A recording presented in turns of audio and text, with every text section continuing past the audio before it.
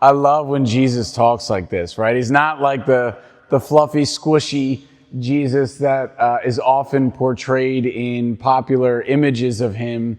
It's the very hard-nosed, confrontational, get directly to the point and cut to the heart of the issue Jesus that I've grown to know and love. But for our purposes today, what's a meaningful takeaway from the readings? I think one of the themes here, the issues, is fraternal correction. So St. Paul sets it up the best, and then we can turn to our Lord. He said in the letter to the Thessalonians, "We instruct you, brothers and sisters, to shun any brother who walks in a disorderly way and not according to the tradition they receive from us." So to shun, right? That there's something harsh about that.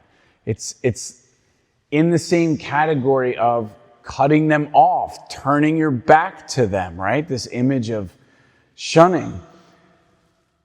But there's a lot of people that don't follow the way of the Lord. So are we as Christians supposed to engage the world by just constantly cutting people off, not talking to them, turning our cold shoulder? And if that is the case, then how are we supposed to evangelize anybody? What kind of gospel does that preach?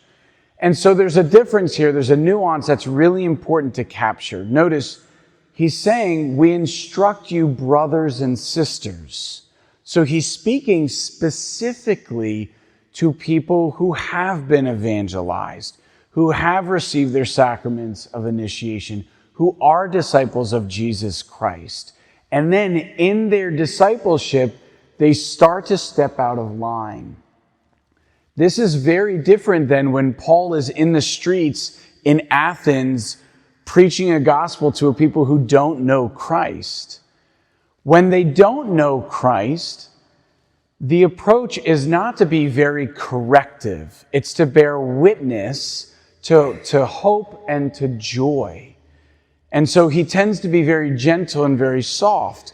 But once someone is in the household, then it's more meaningful to give them the disciplines of sons. So that's where you have the shunning, because you expect more of them. They know better. And they should understand the dangers that their behaviors are leading them in and to other people. So he'll even give evidence to this.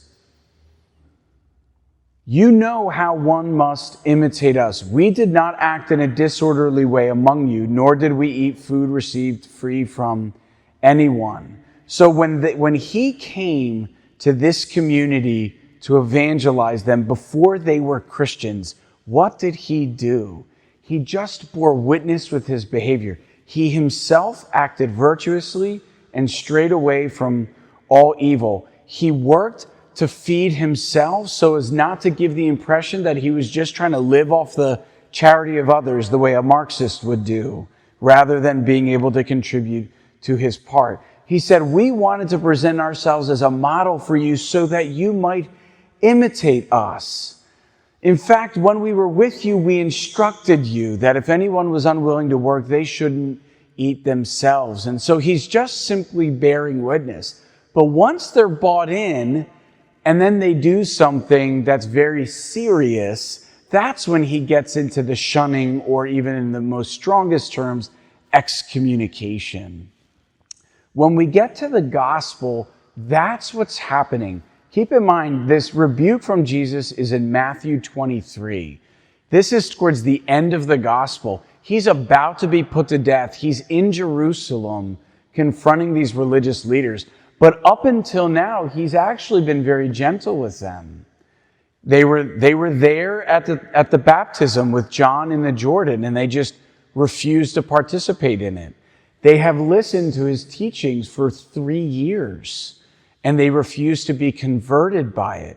You think of Nicodemus and how Jesus actually sat down with him privately and had a one-on-one session. And Nicodemus is a Pharisee. And he said to him, look, unless you're born from above, you're not going to enter the kingdom of heaven. But the Pharisees are just this impenetrable force. And in their obstinacy, they are going to scandalize other people. And now it's at the point that they themselves are on the verge of committing murder to the Son of God himself. So now is the time that our Lord is being very forceful with them. Woe to you! You build the tombs of the prophets and adorn the memorials of the righteous. And keep in mind, all of the prophets were put to death by the people of Israel themselves. And you say, if we had lived in the days of our ancestors, we would never have joined them in shedding the prophet's blood. And yet here they are about to put the Son of God to death. He says, thus you bear witness against yourselves that you are the children of those who murdered the prophets. It's the final check of the heart by just calling them out. Because in love, he doesn't want them to do it. It's spiritual suicide.